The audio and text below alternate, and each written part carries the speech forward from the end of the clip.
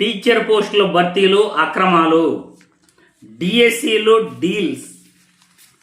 Teacher పోస్టుల భర్తీ చేయటంలో ఈ కూటమి ప్రభుత్వం లంచాలు మరిగింది. నాన్ లోకల్ కోటాలో అభ్యర్థులకు ఉద్యోగాలు ఇచ్చారు. నాన్ లోకల్లో పోటీ పడేవారు స్థానికుల కంటే మెరిట్ జాబితాలో అగ్రస్థానంలో ఉండాలి. కానీ సదరు ఉద్యోగి స్థానికుల కంటే 2 స్థానాలు దిగు ఉన్నా కానీ ఉద్యోగం ఇచ్చారు. కథనం సాక్షి పత్రికలు చూడండి.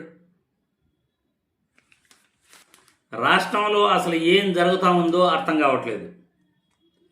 1,50,000 ఉద్యోగాలు ఇచ్చాడు, సచివాలయ ఉద్యోగాలు జగన్మోహన్ రెడ్డి గత ప్రభుత్వంలో. ఒక్క పోస్ట్ అంటే ఒక్క పోస్టు కూడా అమ్ముకున్న దాఖలాలు లేవు. కావాలంటే ఇప్పుడు అధికారంలో మీరున్నారు, సచివాలయాల్లోకి వెళ్ళండి. సచివాలయ ఉద్యోగస్తులు కూర్చొని ఉంటారు. వాళ్ళ మెరిట్ ఏమి, వాళ్ళకు వచ్చిన మార్కులేమి అన్నీ ఆరా తీయండి. వాళ్ళు కనీసం ₹1 అయినా ప్రభుత్వానికి ఇచ్చారేమో కనుక్కోండి. సచివాలయాలలో ₹1 అంటే ₹1 కూడా ఎక్కడ అవినీతి జరగలేదు. 53,000 ఉద్యోగాలు వైద్య రంగంలో భర్తీ చేశారు, ఎక్కడా అవినీతి లేదు.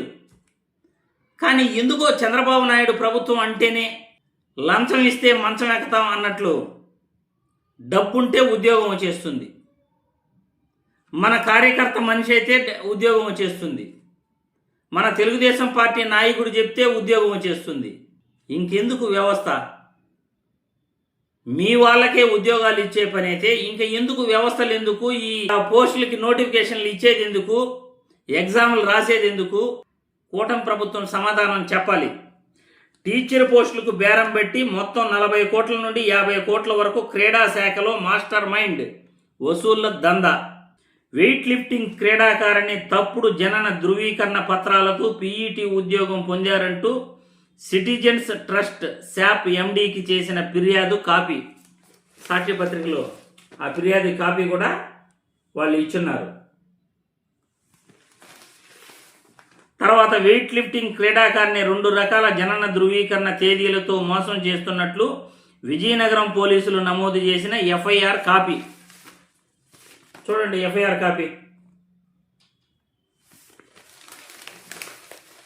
ఏంది? ఈ అవినీతి ఏంది? ఈ ఉద్యోగాలు భర్తీ చేయటంలో ఎందుకు ఈ విధంగా మన నాయకులు మన వాళ్ళు డబ్బులు తీసుకుని పోస్టులు ఇస్తే ఇంకా ప్రభుత్వానికి విలువేమి ఉంటుంది? చంద్రబాబు ప్రభుత్వం అధికారంలోకి వచ్చిందంటే ఇవి రెగ్యులర్గా జరుగుతూనే ఉంటాయి. నాన్ లోకల్ కోటా పోస్టుల నిబంధనలకు విరుద్ధంగా భర్తీ చేయడంలో నష్టపోయిన స్థానిక అభ్యర్థులు. పోస్టల్ శాఖ క్రీడా కోటాలో ఉద్యోగునికి అనర్హులుగా చేరిన వారికి ఏపీడిఎస్సి 2025లో ఉద్యోగం. అర్హులకు తీవ్ర అన్యాయం చేస్తూ దొంగ సర్టిఫికేట్లతో ఉద్యోగాలు. రాత పరీక్ష లేకుండానే స్పోర్ట్స్ కోటాలో 421 పోస్టుల్ని, ఉపాధ్యాయ పోస్టుల్ని భర్తీ చేశారట. వసూలు దందా పూర్తి కావడంతో జీవో 4ను సవరించి చేతులు దులుపుకునే యత్నం. డిఎస్సిలో అక్రమాలపై సిబిఐతో విచారణ చేపట్టాలనే అభ్యర్థులు డిమాండ్. ఇంతకన్నా దారుణమైన విషయం ఇంకోటి ఉండదు. నిజంగా ఈ డిఎస్సి ఉద్యోగాలపై ఇమీడియట్లీ కోర్టులో అభ్యర్థులందరూ కూడా కోర్టుకు మెట్లు ఎక్కాల్సిందే. సిబిఐ విచారణ ఖచ్చితంగా కోరాల్సిందే. కోర్టులకు వెళ్తే కానీ అభ్యర్థులకు న్యాయం జరగదు, 100% అది. కాబట్టి అభ్యర్థులందరూ కూడా కోర్టులకు వెళ్ళి డిఎస్సి ఉద్యోగాలపై అభ్యంతరాలను మీరు తెలియజేయండి. అర్హులైన ప్రతి అభ్యర్థి కూడా కోర్టుకు వెళ్ళి మీకు న్యాయం జరిగేంత వరకు పోరాడండి ఈ వీడియో ద్వారా నేను తెలియజేస్తున్నాను.